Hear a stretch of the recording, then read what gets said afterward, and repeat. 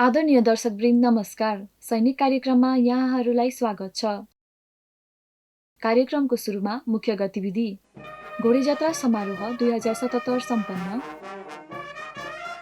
प्रदेश स्तरीय भूतपूर्व सैनिक सम्मेलन 2077 सम्पन्न। भारतीय सेनाबाट कोभिसिल्ड भ्याक्सिन प्राप्त। सैनिक फोटो प्रतियोगिता 2077 सम्पन्न। उच्च स्तरीय राष्ट्रिय सुरक्षा तालिम सञ्चालन र अन्त्यमा खेलकुद गतिविधि। राष्ट्रिय पर्व घोडीजात्रा यही चैत्र 29 गते टुडीखेलमा आयोजित एक विशेष समारोहका बीच सम्पन्न भएको छ। प्रस्तुत छ एक रिपोर्ट। सम्माननीय राष्ट्रपति तथा नेपाली सेनाका परमाधिपति श्रीमती विद्यादेवी भण्डारीको प्रमुख आतिथ्यतामा घोडीजात्रा समारोह 2077 सम्पन्न भएको छ। घोडीजात्रा पर्व काठमाडौँ उपत्यकामा मात्र मनाइने परम्परा भए तापनि यस पर्वले राष्ट्रिय पर्वकै रूपमा मान्यता पाएको छ।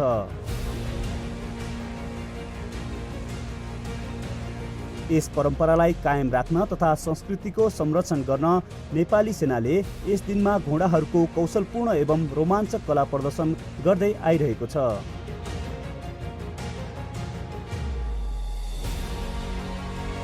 श्री नेपाल क्याभलरीले घोडीजात्रा समारोहमा विभिन्न घोडचढी अश्वकलालाई आकर्षक तरिकाले प्रस्तुत गरेको थियो। उक्त समारोहमा म्युजिकल राइड, सो जम्प, सैनिक व्यक्तिहरूको साइकल रेस जस्ता प्रतिस्पर्धाहरू आयोजना गरिएको थियो। त्यसैगरी सो अवसरमा नेपाल क्याभलरीबाट राइड पास, ब्यानर डिस्प्ले, टाङ्गन घोडा दौड, चार्जर घोडा दौड, क्याभलरी राइड जस्ता इभेन्टहरू प्रदर्शन गरिएको थियो। Tent pegging Nepali file, command tent pegging, cross tent pegging, lance sit peg जस्ता प्रदर्शनीहरूले कार्यक्रमलाई थप रोचक बनाएका थिए। यस्तै लान्च एन्ड रिङ, लान्च क्रिज सुइरो, vaulting and acrobatics, sword and watermelon, पोनीले down drill, 6 bar, rein free jump, horse ball, Hungarian post र कम्बाइन जम्प जस्ता अश्वकलाका प्रदर्शनीहरू कार्यक्रमका अन्य आकर्षणका रूपमा रहेका थिए। यसैगरी भैरववाहन गुल्मका डगहरूद्वारा प्रस्तुत मार्चपास्ट तथा अन्य कलाहरूले समारोहको थप रोचकतामा विविधता थपेका थिए।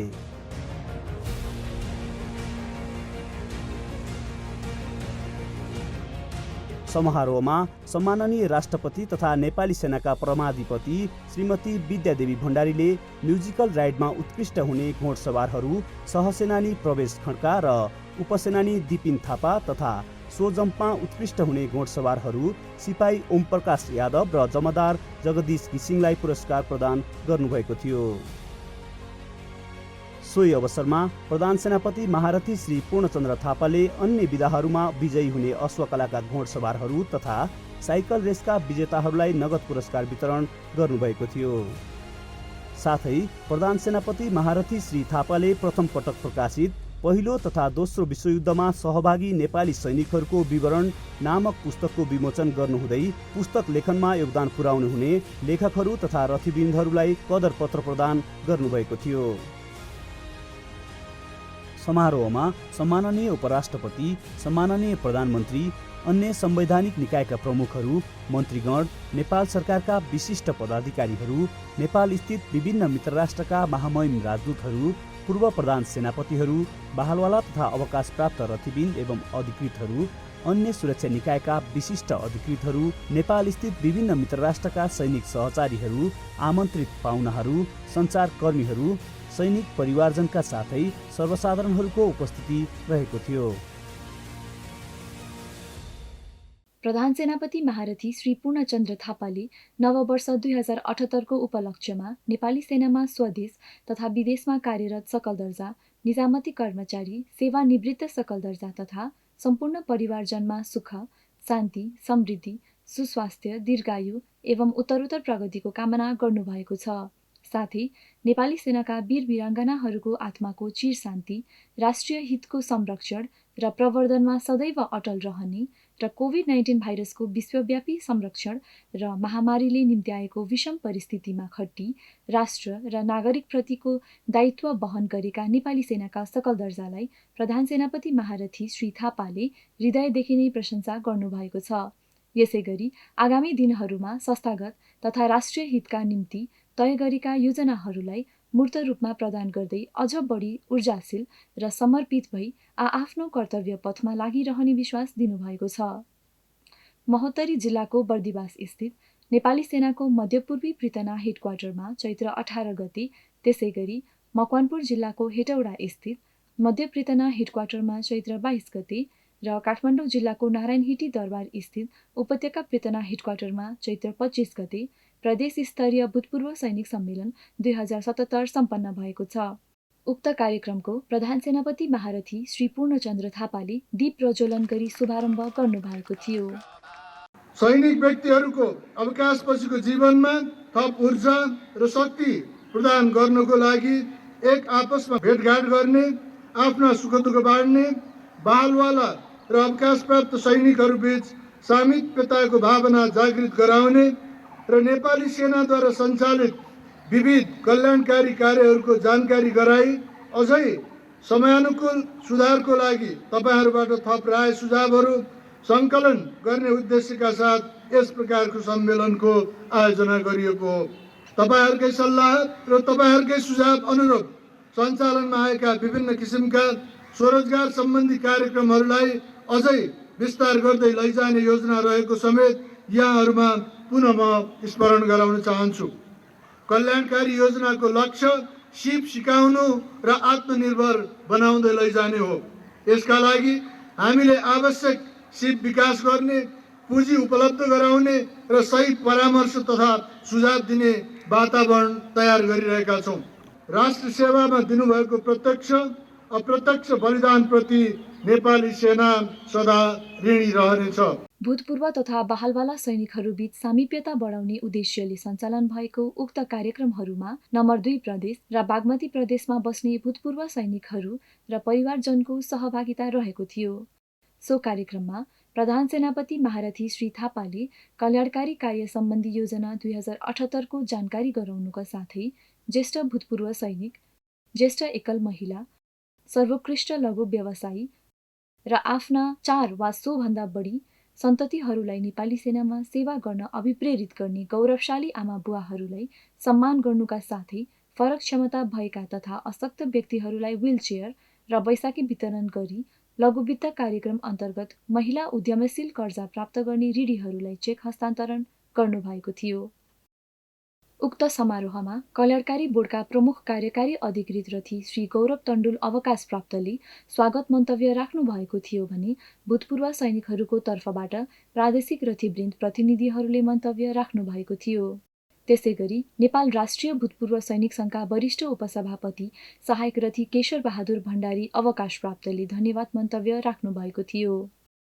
प्रदेश नम्बर 2 को 5 स्थान र बागमती प्रदेशको 16 स्थान गरी जम्मा 21 वटा जिल्लाहरूमा बसोबास गर्ने करिब 34,516 जना भूतपूर्व सैनिकहरूको सहभागिता रहेको उक्त कार्यक्रमको बलाधिकृत रथी श्री प्रभुराम शर्माले समापन गर्नुभएको थियो। आफ्नो भूतपूर्व सैनिकहरूलाई सदैव उच्च प्राथमिकतामा राखी दुःख सुख हर्ष विस्मात तथा विपदको घडीमा आफ्नो साधन स्रोतले भ्याएसम्म सहयोग उपलब्ध गराउन कुनै पनि कसर बाँकी राखेको छैन। सैनिक व्यक्तिहरूको भाइचारा र आत्मीयतालाई अझै सुसङ्गठित र प्रभावकारी बनाउन यस किसिमका भूतपूर्व सैनिक सम्मेलनहरू एउटा महत्त्वपूर्ण थलोको रूपमा रहने कुरामा समेत म जोड दिन चाहन्छु। निर्वृत्त भरणपछि आय आर्जनका थप विकल्पहरू प्रदान गरी स्वदेशमै रोजगारीको अवसर सिर्जना गर्न अन्य धेरै थप अध्ययनहरू समेत भइरहेको छ। नेपाली सेनालाई सहयोग स्वरूप 1 lakh dose COVID-19 vaccine Covishield भारतीय सेनाले चैत्र 17 गते जङ्गी अड्डामा औपचारिक रूपमा हस्तान्तरण गरेको छ। भारतीय स्थल सेनाध्यक्ष जेनेरल एमएम नरवाडेले उक्त भ्याक्सिन प्रधान सेनापति महारथी श्री पूर्णचन्द्र थापालाई ग्रहण गर्न अनुरोध गरी नेपालका लागि भारतका महामहिम राजदूत विनय मोहन क्वात्राले भौतिक रूपमा हस्तान्तरण गर्नुभएको थियो। सोही कार्यक्रममा प्रधान सेनापति महारथी श्री थापाले यस प्रकारको सहयोगको लागि जनरल नरवाडेको साथै भारतीय सेनालाई धन्यवाद ज्ञापन गर्नुभएको थियो। It did provide a substantial impetus in our efforts to fight the disease in the middle of the COVID-19 pandemic. I'd also like to thank General Naravne for accepting 1 lakh pieces of face mask offered by the Nepali Army as a goodwill gesture to all ranks of the Indian Army during your last visit to Nepal. विभिन्न क्षेत्र तथा पेसामा रही नेपाली सेना र नेपाल राष्ट्रको ख्याति एवं प्रतिष्ठा बढाउन महत्त्वपूर्ण योगदान पुर्याउनु भएका 28 जना विभिन्न क्षेत्रका व्यक्तिहरूलाई महाशिवरात्रि तथा सेना दिवस 2077 को अवसरमा प्रधान सेनापति प्रशंसा निशान प्रदान गर्ने घोषणा भए बमोजिम प्रधान सेनापति महारथी श्री पूर्णचन्द्र थापाले चैत्र 13 गते जङ्गी अड्डामा आयोजित सुशोभन समारोहमा उक्त निशान प्रदान गर्नुभएको थियो। कार्यक्रममा बलाधिकृत रथी श्री प्रभुराम शर्मा, अन्य रथीवृन्द तथा विभिन्न क्षेत्रका व्यक्तित्वहरूको उपस्थिति रहेको थियो। नेपाली सेनाले आयोजना गरेको सैनिक फोटो प्रतियोगिता 2077 का विजयी प्रतियोगी तथा सिपाही वार्षिक र शिवपुरी जर्नलका उत्कृष्ट लेखका सर्जकहरूलाई प्रधान सेनापति महारथी श्री पूर्णचन्द्र थापाले जङ्गी अड्डामा चैत्र 20 गते आयोजित एक कार्यक्रमका बीच पुरस्कार वितरण गर्नुभयो। सो कार्यक्रममा सिपाही तथा शिवपुरी जर्नलमा प्रकाशित उत्कृष्ट लेख महासेनानी विमलराज शर्माको unit command and understanding by experience प्रथम भई नगद 50,000 रुपैयाँ, ठाकुर प्रसाद बरालको सुदूरपूर्व एकीकरण नेपाली फौजका पदमार्ग र युद्धक्षेत्र लेख द्वितीय भई 35,000 रुपैयाँ र सहायक रथी धर्मबहादुर बानिया अवकाश प्राप्तको Nepal at the cross road between Indo Pacific strategy, Millennium Challenge Corporation compact and belt and road initiative way ahead लेख तृतीय भई नगद 25,000 रुपैयाँ प्राप्त गर्न सफल भएको छ। व्यावसायिक फोटोग्राफीतर्फ श्रव्य दृश्य शाखाका प्राविधिक हुँदा राजीव हेङ्गाजु उत्कृष्ट भई 15,000 रुपैयाँ र अन्य 22 वटा फोटोहरूले 10,000 रुपैयाँ सान्त्वना पुरस्कार प्राप्त गरेको छ।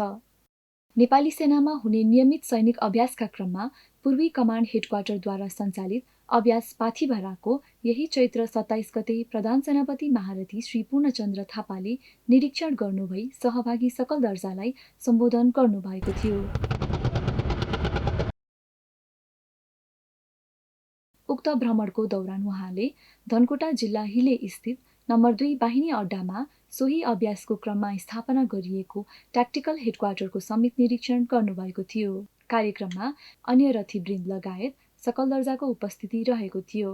नेपाली सेना सैनिक कल्याणकारी कोषको लगानी र सैनिक श्रीमती सङ्घको संयोजनमा यही चैत्र 20 गते प्रधान सेनापति महारथी श्री पूर्णचन्द्र थापाको प्रमुख आतिथ्यतामा सैनिक श्रीमती सङ्घकी अध्यक्ष श्रीमती दीपा थापाले विजेश्वरी ज्ञान मन्दिर परिसरभित्र अडिटोरियम हल सहितको कक्षाकोठा भवन उद्घाटन गर्नुभएको छ। सो कार्यक्रममा प्रधान सेनापति महारथी श्री थापाले अन्तर सैनिक महाविद्यालय तथा विद्यालय बालकथा लेखन प्रतियोगिताबाट उत्कृष्ट ठहरिएका कथाहरूको बालकथा सङ्ग्रह हाम्रा कथा नामक कृति विमोचन गर्नुभई सो प्रतियोगितामा प्रथम, द्वितीय र तृतीय हुने छात्र छात्राहरूलाई नगद पुरस्कार तथा प्रमाणपत्र वितरण गर्नुभएको थियो। नेपाली सेनाले काठमाडौँ जिल्ला बुढानीलकण्ठ नगरपालिका शिवपुरी स्थित सैनिक कमान्ड तथा स्टाफ कलेजमा रक्षा मन्त्रालयसँग संयुक्त रूपमा सिसम 6 उच्च स्तरीय राष्ट्रिय सुरक्षा तालिम सञ्चालन गरेको छ। सो तालिमको बलाधिकृत रथी श्री प्रभुराम शर्माले चैत्र 18 गते एक कार्यक्रमका बीच शुभारम्भ गर्नुभएको थियो।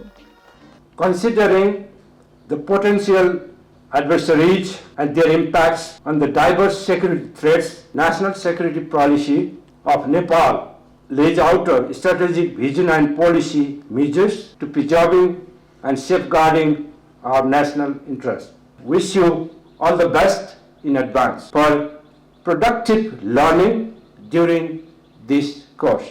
उक्त तालिममा नेपाल सरकारका विभिन्न मन्त्रालय तथा अन्य सुरक्षा निकायहरूका उच्च श्रेणीका अधिकृतहरू, विश्वविद्यालय, शिक्षण संस्था, नेपाल रेड क्रस सोसाइटी एवं राष्ट्रिय समाचार समितिका प्रतिनिधि गरी जम्मा 27 जना शिक्षार्थीहरूको सहभागिता रहेको छ। चैत्र 31 गतेसम्म सञ्चालन हुने उक्त तालिमबाट राष्ट्रिय सुरक्षा सम्बन्धी विषयहरूमा सहकार्यको वातावरण सृजना हुने तथा नीति निर्माण कार्यमा टेवा पुग्ने विश्वास गरिएको छ। जनहित कार्यको सिलसिलामा नेपाली सेनाले रुकुम पश्चिम जिल्ला मुसिकोट नगरपालिका चुन स्थित यही चैत्र 12 देखि 21 गतेसम्म मालिका महाविद्यालयमा पहिरो गई भत्किएको खेल मैदान र जोखिम अवस्थामा रहेको शौचालयलाई तार जाली भर्नुका साथै बालमैत्री धारा तथा कार्यक्रम मञ्चको समेत निर्माण गरेको छ।